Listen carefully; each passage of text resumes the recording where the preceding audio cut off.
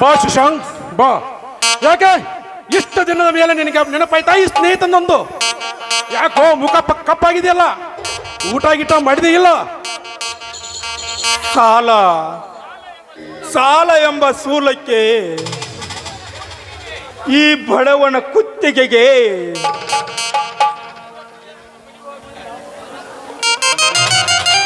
ಕತ್ತಿ ನೇತಾಡುತ್ತಿರುವಾಗ ಅಂದಾಗ ಹೊಟ್ಟೆ ತುಂಬುವಂತ ಅನ್ನ ಹೇಗೆ ಸಿಗಬೇಕಪ್ಪ, ಹೇಗೆ ಸಿಗಬೇಕು? ಅಂದರೆ ನೀನು ದಿನಾಲು ಕೂಲಿಗೆ ಹೋಗುತ್ತಿರುವುದು ಸಹಾಲಕ್ಕೆ ಮೂಲವಾಗಿರುವ ಈ ಬಡವನ ಬಾಳು ಕಣ್ಣೀರಿನ ಗೋಳಪ್ಪ, ಕಣ್ಣೀರಿನ ಗೋಳು.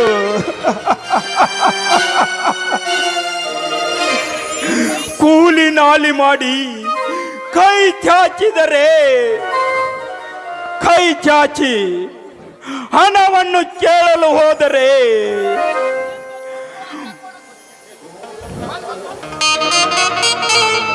ಕುತ್ತಿಗೆಗೆ ಕೈ ಹಾಕಿ ಒತ್ತಿ ಬಿಡುತ್ತಿದ್ದನಪ್ಪ ಶಿವಕಾಂತೇಗೌಡ.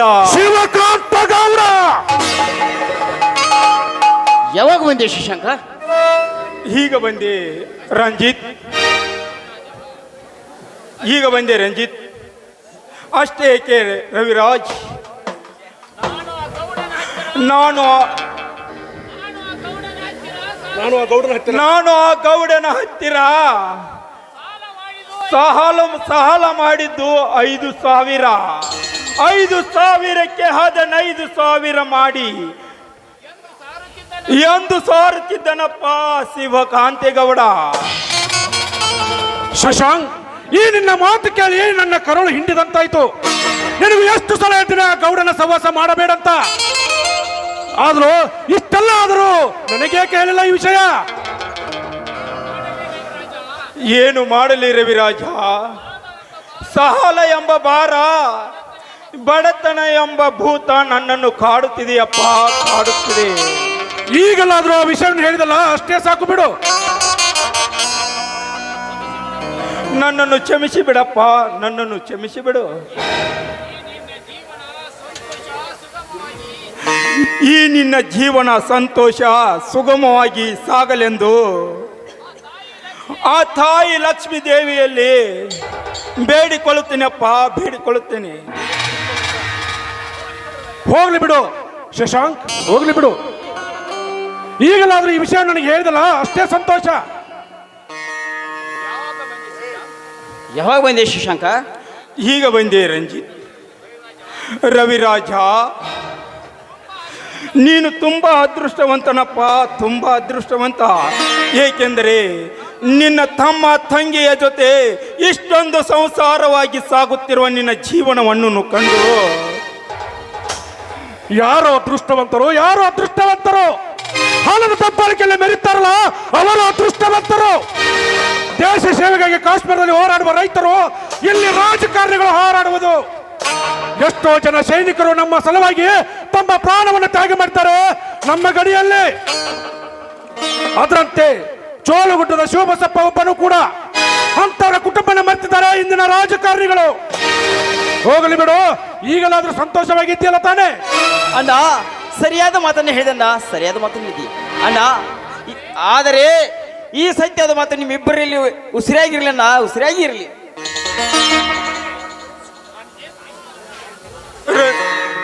ರಣಜಿತ್, ಸತ್ಯದ ಸಾಹಸಿಯಪ್ಪ ಈ ನಿನ್ನ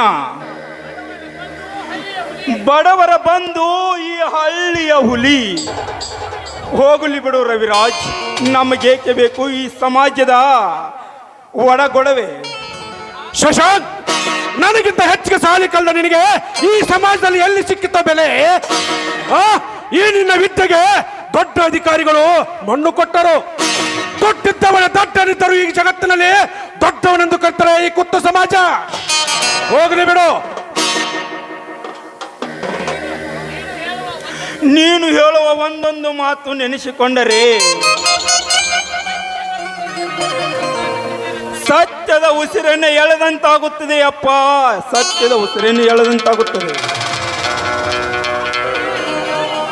ಆದರೆ ಈ ಅನ್ಯಾಯವನ್ನು ಅಡಗಿಸಲು ಯಾರಿದ್ದಾರಪ್ಪ ಈ ಊರಿನಲ್ಲಿ ಅಂತ ಸೂರರು?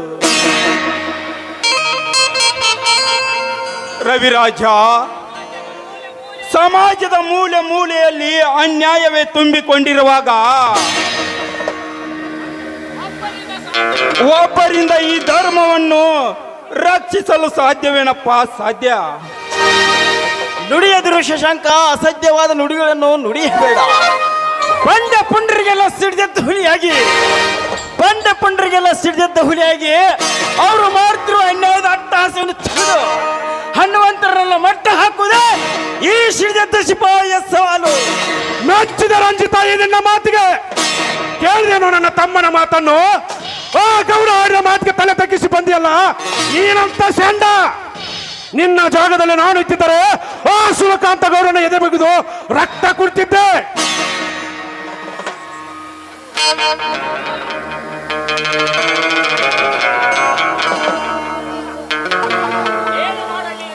ಏನು ಮಾಡಲಿ ರವಿರಾಜ?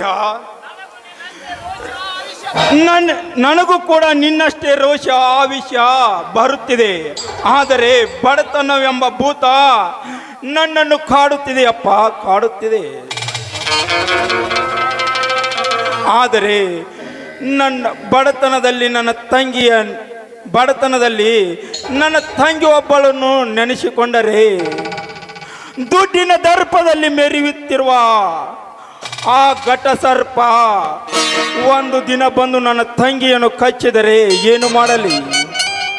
ಹೋಗಲಿ ಬಿಡು ಶಶಾಂಕ್, ಈಗ ನಾನು ಹೋಗಿ ಗೌಡನ ಸಾಲ ತೀರಿಸಿಕೊಂಡು ಬರುತ್ತೇನೆ. ತಂಗಿ ಸಹಿತ ಈ ನನ್ನ ಸ್ನೇಹಿತನಿಗೆ ಊಟ ಬಿಡಿಸಮ್ಮ. ಅಣ್ಣ, ಈ ಹಳ್ಳಿ ಹುಲಿಯಾಗಿ ಈ ರೀತಿ ನೀನು ತಲೆ ತೆಗಿಸಿಕೊತ್ರೆ ಹೇಗಣ್ಣ? ಹುಲಿ ಯಾವತ್ತು ಹುಲಿ ಆಗಬೇಕಣ್ಣ, ಇಲಿ ಆಗಬಾರ್ದು. ನಿನ್ನ ತಮ್ಮ ಇಂದು ಕಾಶ್ಮೀರಕ್ಕೆ ಹೋಗಿ ವಿದೇಶರೆಲ್ಲ ಒದ್ದು ಓಡಿಸಿ ನಮ್ಮ ಭಾರತ ಮಾತೆಯನ್ನು ವಶಪಡಿಸಲು ಹೊರಟಿದ್ದಾನೆ ಶಿಸ್ತಿನ ಸಿಪಾಯಿಯಾಗಿ. ಅದರಂತೆ ನೀನು ಕೂಡ ಆ ಭದ್ರನ ಕರ್ಮದ ಕೋಟೆಗೆ ನುಗ್ಗಿ ಹುಲಿಯಂತೆ ಗರ್ಜಿಸಿ ಬಾರಣ್ಣ, ಹುಲಿಯಂತೆ ಗರ್ಜಿಸಿ ಮುನ್ನಡೆಯಣ್ಣ. ನೋಡಮ್ಮ ತಂಗಿ, ನಾನು ರಂಜಿತ್ರ ಬಸ್ ಸ್ಟ್ಯಾಂಡ್ ಅವರಿಗೆ ಬಿಟ್ಟು ಬರ್ತೇನೆ. ಈ ನನ್ನ ಸ್ನೇಹಿತನಿಗೆ ಸ್ವಲ್ಪ ಊಟಕ್ಕೂ ಏನಾದ್ರೂ ಕೊಡು. ಆಯ್ತಣ್ಣ.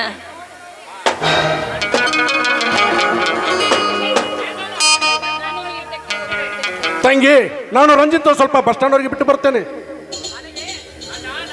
ಅಣ್ಣ, ಬರುವಾಗ ನನಗೆ ಇಷ್ಟವಾದ ಸೀರೆ ಮಲ್ಲಿಗೆ ಹೂ ತರೋದನ್ನು ಮಾತ್ರ ಮರಿಬೇಡ. ಇಲ್ಲಮ್ಮ ತಂಗಿ, ನಾನು ಮುಂದಿನ ರಜೆಗೆ ಬರುವಾಗ ನಿನಗೆ ಇಷ್ಟವಾದ ಸೀರೆಯನ್ನು ಹಾಗೂ ಮಲ್ಲಿಗೆಯನ್ನು ತೆಗೆದುಕೊಂಡು ಬರ್ತೀನಮ್ಮ. ಹಾ, ಸ್ವಲ್ಪ ಇರಣ್ಣ.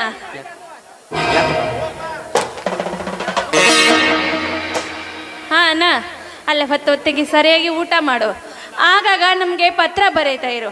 ಅಷ್ಟೇ ಅಲ್ಲ, ನಿನಗೆ ನೆಗಡಿ ಶೀತ ಅಥವಾ ಆದ್ರೆ ಶುಂಠಿ ಕಾಯಿಸ್ಕೊಂಡು ಕುಡಿ. ಆಯ್ತಮ್ಮ ತಂಗಿ, ನೀನೇ ಹೇಳಿದ ಹಾಗೆ ನಾನು ಶುಂಠಿ ಕಡೆಯನ್ನು ಕುಡಿಯುತ್ತೀನಿ. ಹಾಗಾಗಿ ನನಗೆ ಫೋನ್ ಮಾಡ್ತೀನಿ, ಪತ್ರ ಸಹಿತ ಹಾಕ್ತೀನಿ. ಆಯ್ತು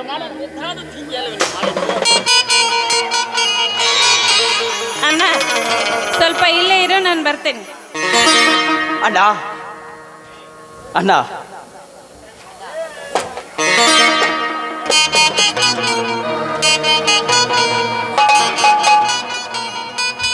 ಅಣ್ಣ, ನೀನು ಶುಭ ಕಾರ್ಯಕ್ಕೆ ಹೊರಟಿದ್ದೀಯ. ಅದಕ್ಕೋಸ್ಕರ ನಿನ್ ಮೇಲೆ ಯಾರ ದೃಷ್ಟಿನೂ ಬೀಳದೆ ಇರ್ಲಿ ಅಂತ ದೃಷ್ಟಿ ತೆಗಿತೀನಿ. ನಿಲ್ಲ ಸಾಕ್ ಬಿಡಮ್ಮ, ಅವನಿಗಾಕೆ ಎದುರಾಗುತ್ತದೆ. ನಿಲ್ಲ, ನಾನು ನಿನ್ನ ದೃಷ್ಟಿನೇ ತೆಗ್ದಿಲ್ಲ. ಸ್ವಲ್ಪ ನೀನಿರು. ಅಣ್ಣ, ತಂಗಿಗೆ ಯಾವ ತೊಂದರೆ ಹಾಗೆ ಬರ್ತದೆ, ಹೂವಿನ ಹಾಗೆ ನೋಡಿಕೊಳ್ಬೇಕಣ್ಣ. ನೋಡಿ ಸ್ವಲ್ಪ ನಿಲ್ಲ, ನಾನು ನಿನಗೆ ಮೊದಲು ದೃಷ್ಟಿ ತೆಗಿತೀನಿ. ಈ ಊರ್ ತಾಯಿಯರ ಕಣ್ಣು, ಈ ಊರ್ ನಾಯಿ ಕಣ್ಣು, ಈ ಊರ್ ಹುಡುಗಿಯರ ಕಣ್ಣು, ಈ ಅಣ್ಣನ ಕಣ್ಣು, ನನ್ನ ಕಣ್ಣು, ಯಾರ ಕಣ್ಣು ನಿನ್ನ ಮೇಲೆ ಬೀಳದೆ ಇರ್ಲಿ ಅಣ್ಣ.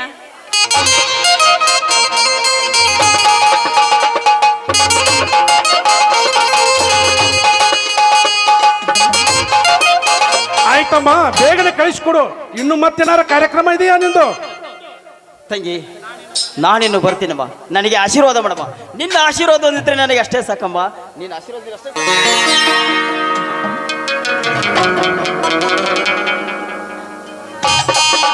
ಹೋಗಿ ಬರಪ್ಪ ರಂಜಿತ್. ಯುದ್ಧದಲ್ಲಿ ಜಯಶಾಲಿಯಾಗಿ ಈ ಕರುನಾಡ ತಾಯಿಯ ಮಗನಾಗಿ ಈ ಕರುನಾಡ ತಾಯಿಗೆ ಪುತ್ರನಾಗೊಂದು ಆ ಮಹಾಲಕ್ಷ್ಮಿಯಲ್ಲಿ ನಾನು ಪ್ರಾರ್ಥನೆ ಮಾಡುತ್ತೇನೆ. ತಂಗಿ ನಾನಿನ್ನು ಹೋಗಿ ಬರ್ತೀನಮ್ಮ. ಆಯ್ತಣ್ಣ, ಹೋಗಿ ಬೇಗ ಬಂದ್ಬಿಡಣ್ಣ.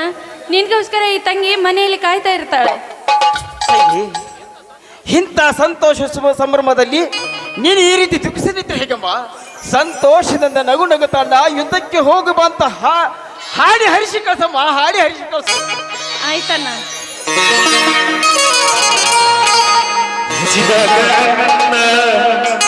ತುಣಿದಾಗ ನೀರು ಹೊಡೆದಿದ್ದ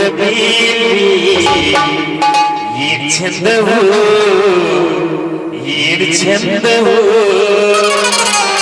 ಹಸಿದಾಗ ಅನ್ನ ತಣಿದಾಗ ನೀರು ಹೊಡೆದಿದ್ದ ಈ ಚಂದವು ಈ ಚಂದವು ಮನಸ್ಸಿದ್ದು ಪ್ರೀತಿ ಹೊಡೆದಿದ್ದ ಮೇಲೆ ಈ ಚಂದವು ಈ ಚಂದವು ಉಳಿತಾಯಿ ತವರಿನ ಸಿರಿ ಹಂಚಿಕೊಂಡು ಬಿಡದೆ ಇದ್ರೆ ಚಂದವು ಈ ಚಂದವು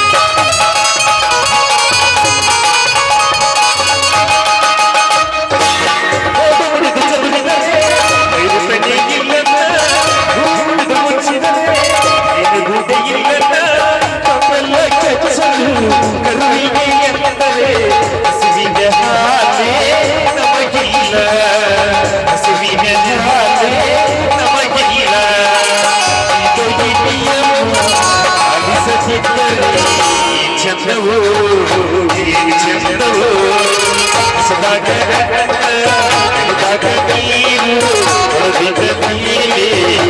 ಚಂದವು ಚಂದವು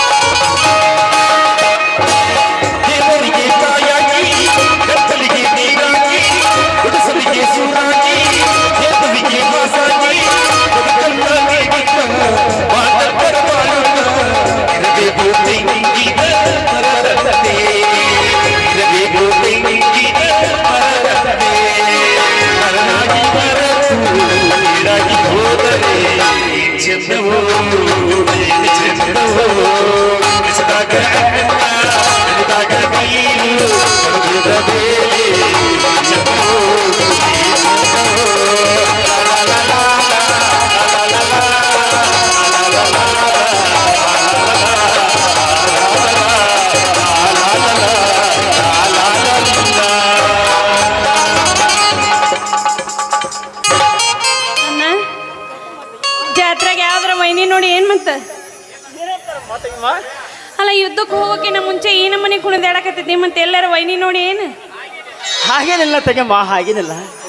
ಆದರೆ ಇವತ್ತು ನನ್ನ ತಂಗಿ ಜೊತೆ ಸಂತೋಷದಿಂದ ಹಾಡಿಕೊಂಡಂತ ಹೇಳಿ ನನಗೆ ಸಂತೋಷವಾಗುತ್ತಿದ್ದೆ. ಆಯ್ತು, ನಾನು ಬರ್ತೀನಿ ತಂಗಿ. ಆಯ್ತಾನ, ಹೋಗ್ಬಾ, ಬೇಗ ಬಂದ್ಬಿಡೋಣ.